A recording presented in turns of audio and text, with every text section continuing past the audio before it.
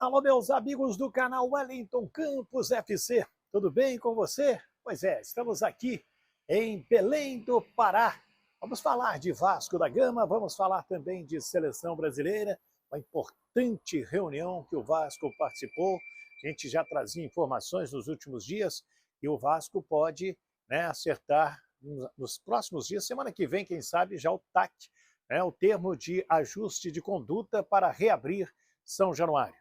E o técnico Fernando Diniz aqui na seleção brasileira vai ganhando o apoio dos jogadores mais experientes para ser o técnico definitivo da seleção brasileira. E já começou a desenhar o time.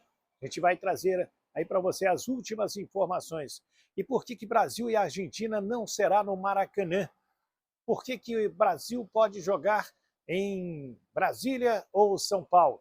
Pois é, tem uns assuntos legais aqui para a gente tratar com você no nosso canal Wellington Campos FC. Se ainda não é inscrito nas nossas redes sociais, se inscreva. Se você não se inscreveu no nosso canal, a hora é agora. Este vermelhinho aqui embaixo, Wellington Campos FC, me ajuda aí. Se inscreve, dá o joinha e também habilite o sininho na palavra todas para receber todas as nossas notificações e ficar muito bem informado.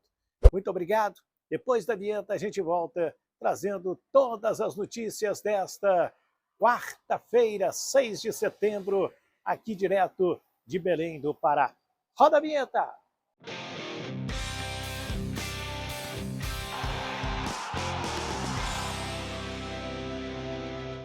Muito bem, meus amigos. Pois é, já bem tarde por aqui, um dia puxado de seleção brasileira, mas também ficamos atentos às coisas do Vasco da Gama, que joga com o Fluminense no dia 16 de setembro, sábado, 4 da tarde, no estádio Newton Santos. Aliás, todo dia cai, uma falácia aí a respeito desse jogo,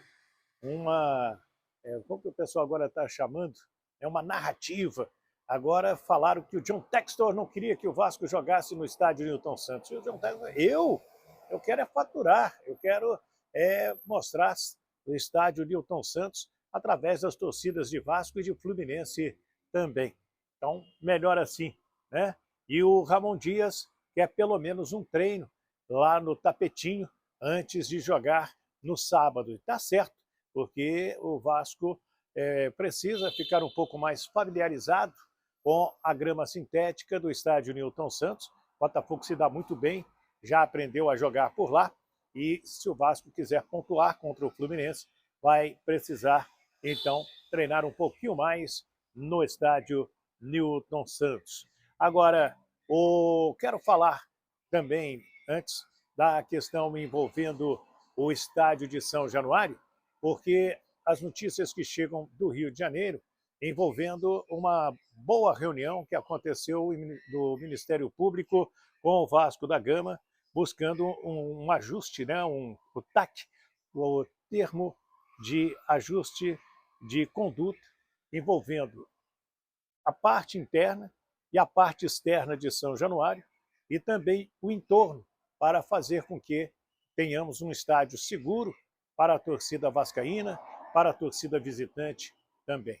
E essa reunião contou com a presença do pessoal da SAP, do pessoal do Vasco, do Clube de Regatas Vasco da Gama, presidente Jorge Salgado, também o Carlos Roberto Osório e mais, representando a Procuradoria-Geral da Justiça do Ministério Público do Rio, o doutor Luciano Matos, que gostou do que viu, e a ideia é que uma nova reunião aconteça na próxima semana, provavelmente na quarta-feira, e a coisa esteja mais evoluída. Eu acho que tem uma série de exigências, um sistema de monitoramento do estádio com imagens de alta definição, também aquela catraca, que tem a biometria para mostrar a cara do boneco e ajudar a identificar em caso de problemas de segurança.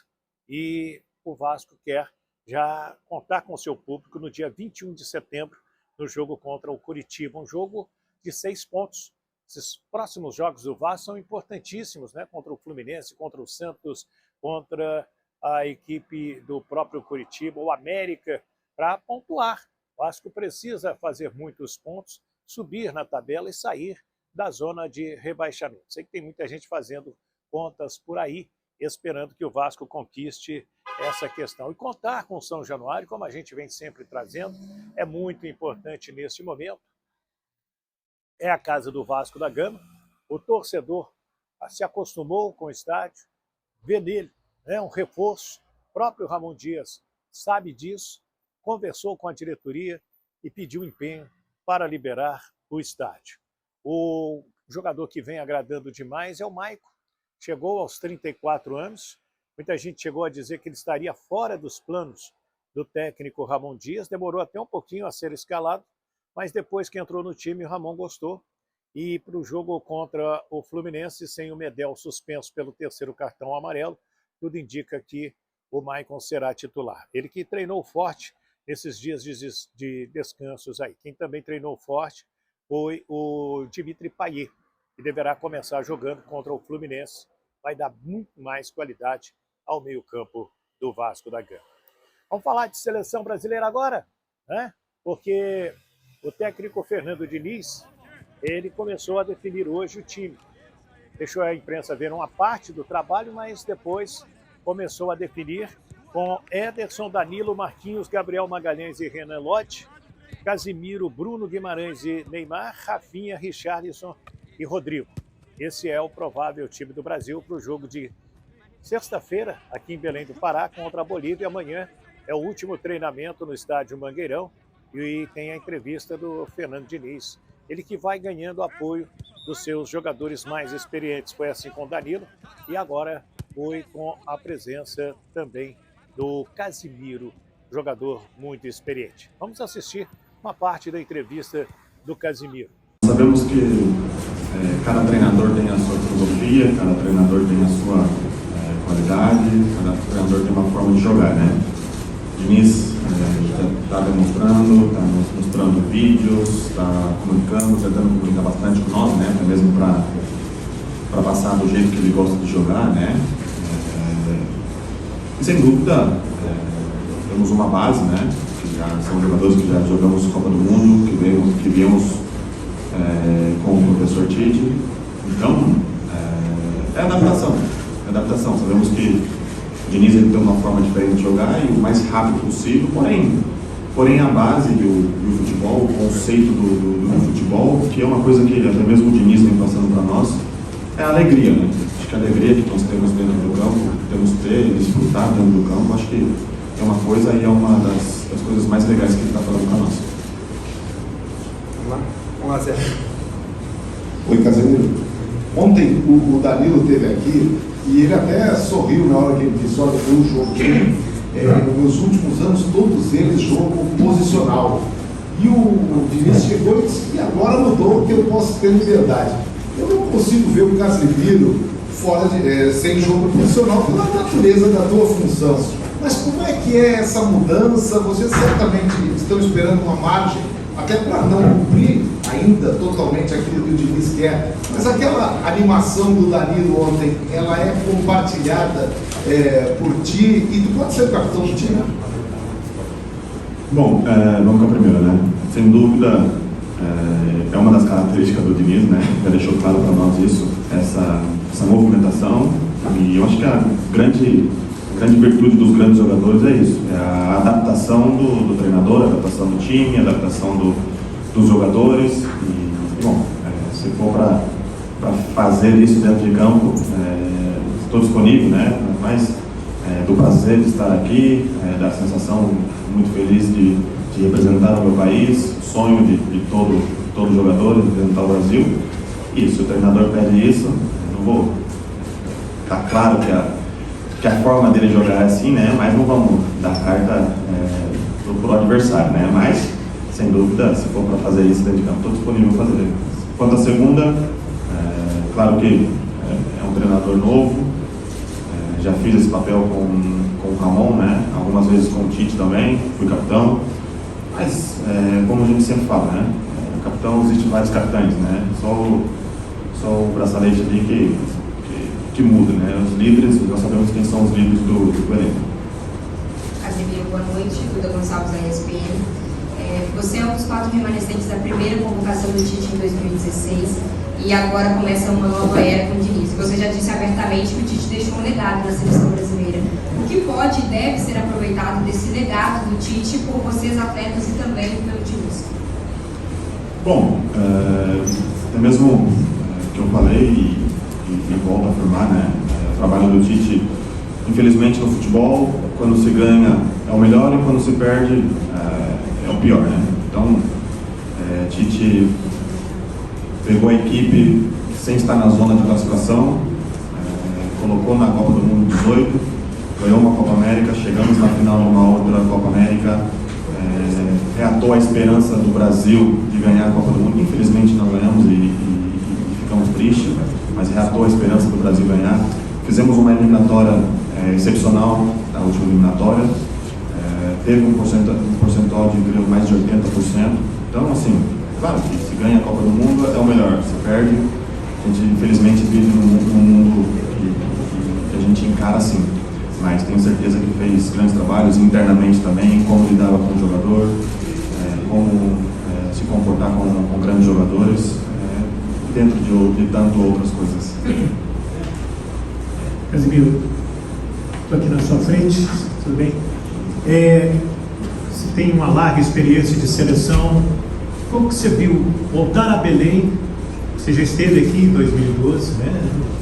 2011, né? Isso. Você, Neymar e o Danilo, né? Tem tempo.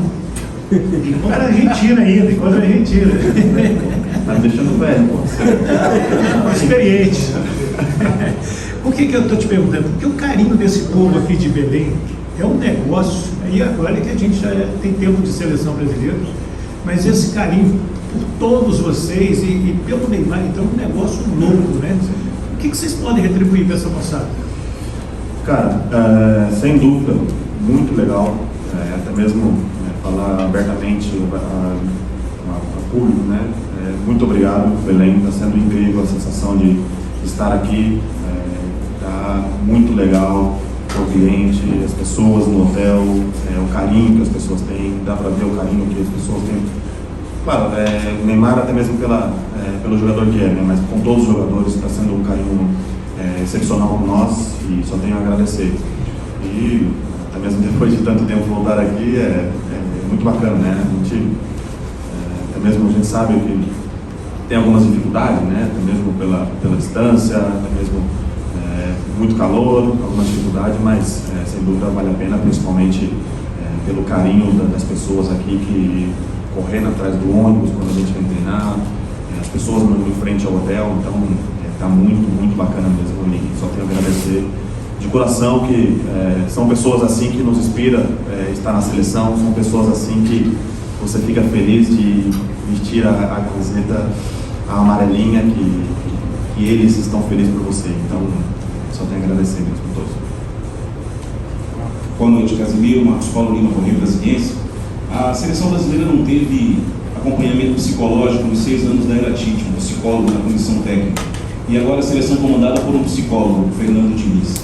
Além dele, além do psicólogo Fernando Diniz, você acha importante a seleção ter mais apoio psicológico em um tempo em que se discute tanto no esporte a saúde mental dos atletas? Bom, eu diria que não só o jogador de futebol, mas todos os seres humanos precisam de um psicólogo, né? Isso vai além do futebol, né? Mas o Diniz, como psicólogo, né? Formado, né? Psicologia, né? Sem dúvida é um cara que também sabe lidar com o ser humano. Mas característica, né? Até mesmo o outro treinador que nós tínhamos, o Tite, não era um formado em psicologia, porém a experiência de vida já fala por si só, né? Então, cada um tem a sua virtude, cada um tem a sua característica, né? Então, o Diniz, formado em psicologia, é importante, sabe ter o diálogo, mas Tite também tinha essa característica do lado mental, era um cara que sempre prezava, né? Também era um bordão da equipe, né? Mentalmente forte, né? Então, cada um tem a sua característica. Boa noite, Casimiro. Bruno Mancio aqui do GE do Globo Barra PA. A perda da última Copa do Mundo, a eliminação do jeito que foi, deixou uma mágoa muito grande no torcedor que acreditava muito nessa seleção. A gente sabe que é uma geração que chega muito forte, chegou muito forte em 2022 e a expectativa é que 2026 seja ainda melhor, com vários jogadores chegando no auge. E começar essa caminhada em Belém, com essa torcida, fazendo o que está fazendo, deixa essa energia renovada para esse primeiro momento. Queria que você falasse desse recomeço com a seleção, do novo ciclo, porque ontem o Danilo falou que um dos objetivos é esse resgate da paixão do torcedor brasileiro, e também falar sobre o primeiro adversário, a Bolívia, o que vocês têm para falar sobre esse time que é um tanto desconhecido para algumas pessoas. Bom, sem dúvida, é uma das coisas até mesmo que o Diniz vem pedindo para nós, né?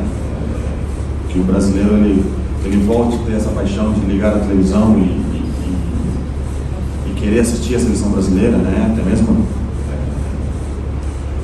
ele vem pedindo isso muito para nós, né? E é importante também, nós estamos aqui e ver o carinho que Belém tem por nós, carinho que tem pela seleção, né? Então, sem dúvida, para nós é importante ver esse lado também, mas, sem dúvida, nós temos que readaptar com o lado do Diniz, né? Sabemos que é uma forma diferente de jogar, é uma forma que cada treinador tem a sua forma de jogar, então a gente tem que rapidamente adaptar o jeito do jogo dele, né? Até mesmo respondendo a sua segunda pergunta, falando da Bolívia, sinceramente ainda não vimos muita coisa, porque nós estamos vendo o primeiro lado do Diniz, né? Da forma de jogar, porque é um treinador novo, uma coisa nova nessa adaptação. Então, estamos muito mais focados no trabalho do Diniz, que, claro, quando estiver mais perto do jogo, a gente vai focar um pouco mais na Bolívia, né? Mas estamos focando muito mais no trabalho dele, na adaptação, como ele joga, que qualquer outra coisa.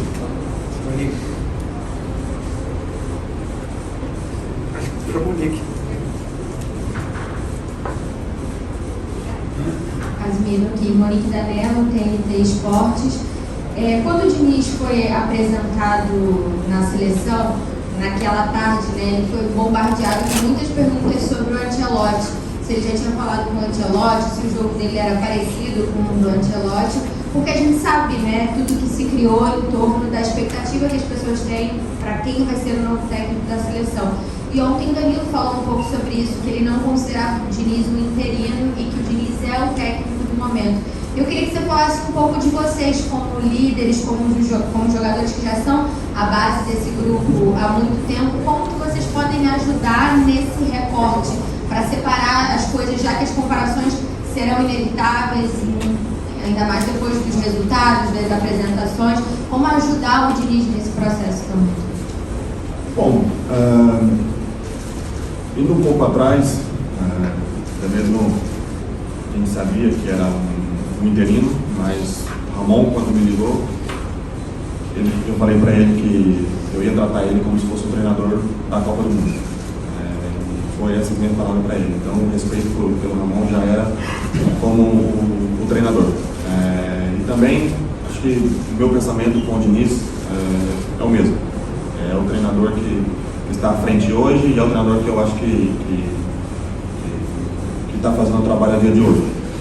Falar de Ancelotti, sabemos, como notícias que vocês sabem, às vezes notícias que vocês sabem, a gente sabe que é um grande treinador, é um treinador vitorioso, porém tem um contrato com o Real Madrid e é uma falta de respeito falar do Ancelotti aqui dentro. A gente sabe que é um excelente treinador, porém nós temos um treinador hoje que é o Diniz e respeitamos ele como se fosse o nosso treinador para a Copa do Mundo. Aí então o Casimiro conosco, ele que é um jogador importantíssimo para a seleção brasileira, candidato a ser o capitão do técnico Fernando Diniz, saindo em defesa do treinador, falando que o Fernando tem que ser efetivado técnico do Brasil.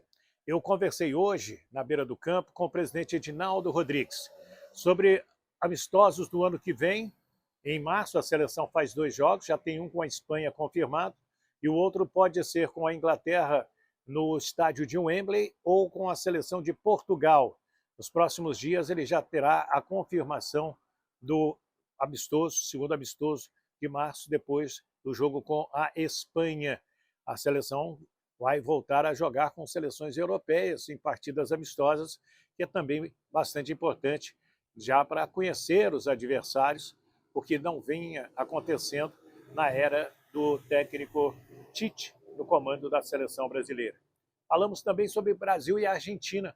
E o presidente Edinaldo me deu a notícia que Brasília, estádio Mané Garrincha, e também São Paulo, ontem, dia 5 de setembro, completamos 2 anos daquele clássico da Anvisa, jogo que começou e não terminou, teve apenas 5 minutos, porque a Anvisa, com a Polícia Federal, eles invadiram o campo para prender 4 jogadores da Argentina, e a Argentina se retirou, se trancou no vestiário, deu no que deu naquela oportunidade, e o jogo acabou não acontecendo. O Brasil foi punido, a Argentina foi punida também, com multas pesadas principalmente. E o presidente quer levar o jogo para São Paulo para tirar aquela má impressão. Perguntei sobre o Maracanã, e ele disse que o Maracanã hoje tem o problema do gramado, vai receber a final da Copa Libertadores da América, esse jogo é no 4 de novembro, e esse jogo com a Argentina do Brasil também em novembro. E o estádio que receber o jogo tem que ficar 2 semanas fechado. Descartou também jogar no Mineirão.